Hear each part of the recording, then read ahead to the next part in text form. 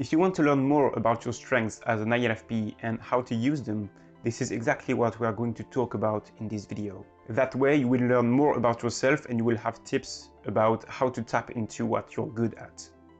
Hey guys, I'm Michael. For those of you who are new here, welcome on my channel where I share every week my tips and discoveries about my personal journey, especially as an INFP, so that we can grow and share together so that we can live a better life and overcome our challenges.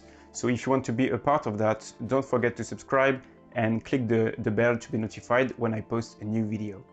I figured this would be the good time to make a more positive video, especially with this coronavirus that we hear all the time. So that's why I wanted to focus on our strength as INFPs. So all these information are coming from all the research I've been doing, all I've been realizing, and it's coming especially from the website Personality Hacker and also from the YouTube channel Dreams Around the World and from his book. So it's a mix about all of this. So in the first part I will talk about our two main cognitive functions and what do they do for us. And in the second part I will give you more general strengths that we have without any kind of structure. And at the end of each section, I will give you some tips or keys to use those strengths the best. Our first strength as INFPs is our primary cognitive function, which is called introverted feeling and also called authenticity. So it's the function that makes you ask yourself the question like, what is true to who I am? What feels right to me? So because of that function, INFPs are usually very interested in ethics, and they will usually try to understand the motive behind somebody's action. To give you an example, where some other people might say a murder is bad, the INFP might not directly say it because he needs to understand what's going on, why the person committed murder. Like for example, was it justified? What were the circumstances? Because for example, it could be in a time of war, or it could be something justified, like somebody killed the whole family. So the INFP will try to understand what's going on behind the scenes. So I'm not saying that I recommend or support murdering people. I'm just saying that it's an extreme example to show you that INFPs will always try to understand the other person, try to understand why they are doing this, and most of the time it can lead us to understand why people did this and to see why there is something good in what they did, even if it's considered wrong by everyone else. So questions like that about ethics are usually very interesting for INFPs. And the strength about this is that INFPs are not black and white, they tend to see the good in every people. And the main strength in this process, in this introverted feeling process, is actually the authenticity. INFPs are a strong value system and they want to remain true to themselves. So it might cause some pain because they usually feel different, but they will not conform to the norm or to society. They will try to remain themselves, and they will face a great deal of pain or frustration when they try to conform or where they try to be someone else. So what that does for us is that we are usually very good at spotting people who are fake or inauthentic, and we have the ability to pursue our own goals and our own ideas, even though people might not agree with it. So a tip for using this strength is to follow what feels right to you instead of trying to meet other people's expectations. Now I want to talk about the strength that we have thanks to our second main cognitive function, which is our extroverted intuition, and which is also called our exploration system. What this does for us is that we are enjoying innovation, we are enjoying discovering new thoughts and new ideas, and we are really good at spotting patterns between things. I don't know if you are aware of that, but there is a very good chance that when you learn something new, you try to apply it to something that you already knew and see the similarities between those two ideas. And so what this does for us is that we are usually good communicators, we are verbally quick, We have usually a good sense of humor, we are quick at making jokes and understand them, and it's possible that you like making puns, for example. The second point is that thanks to our exploration process and that pattern spotting, we are usually very good at reading people and understanding their behaviors. So a situation that feels off or weird might be really easy for us to spot.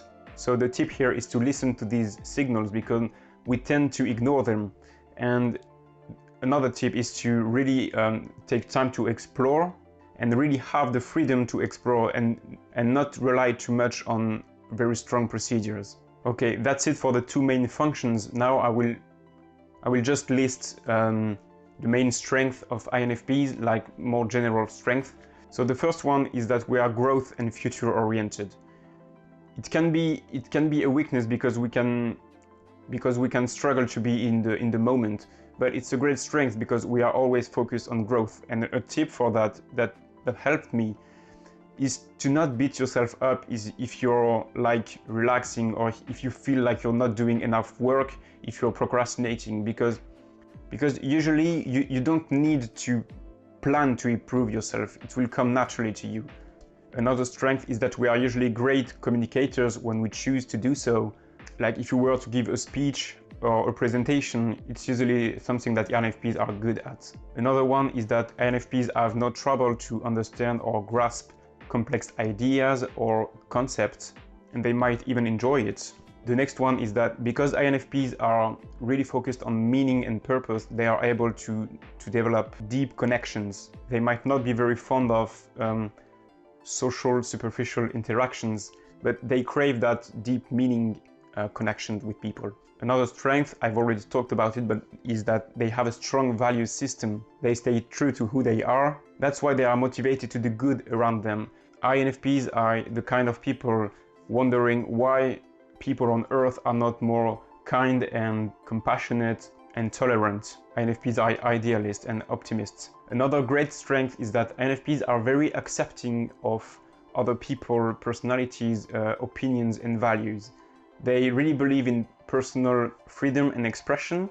It's very important to themselves, so they allow other people to be themselves. They try to give them what they would like to receive. And usually, and INFPs might not be aware of that, but people will like INFPs because they make them feel good about themselves. They feel like they can be themselves around them, they have no judgment, no pressure. So it's a really good person to be around. So another strength is that, and it's directly connected, is that INFPs are usually warm and very kind with people. Another one is that INFPs are usually very creative, very imaginative, because they have a rich inner world. And from all these strengths comes another one, which is when they are connected to something, they are really powerful and passionate advocates for a cause that they really believe in. And the final one, the final strength that I would like to share is that INFPs are very adaptive. They can function well in many situations. They like challenges of the unknown.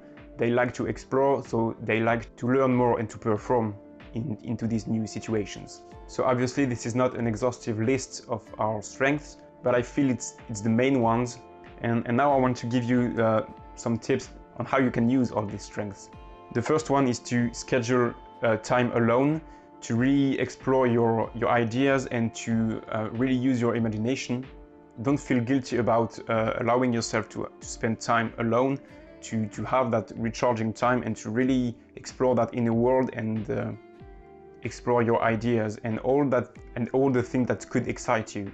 The second tip is that your strength as an INFP is really to start projects. So don't try to be the finisher on projects, especially if you're working on a team.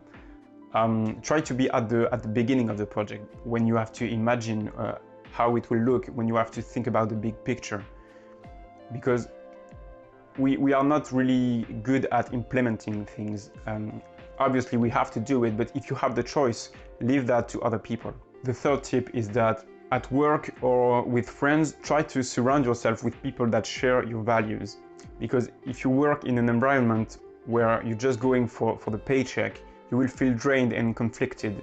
But if you're going to work in a place where your values are the same, you will feel alive and energized. And the final tip is that you, as an INFP, has a great moral compass and internal value system.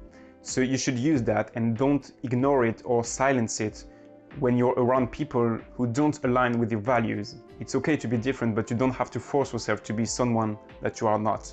So that's it for the video. Please let me know in the comments if you can relate to some of these, if you want to add some.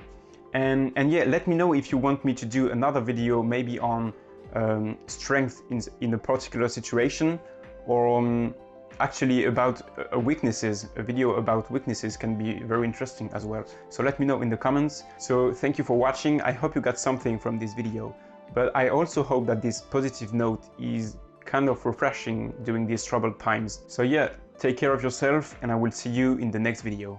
Bye guys.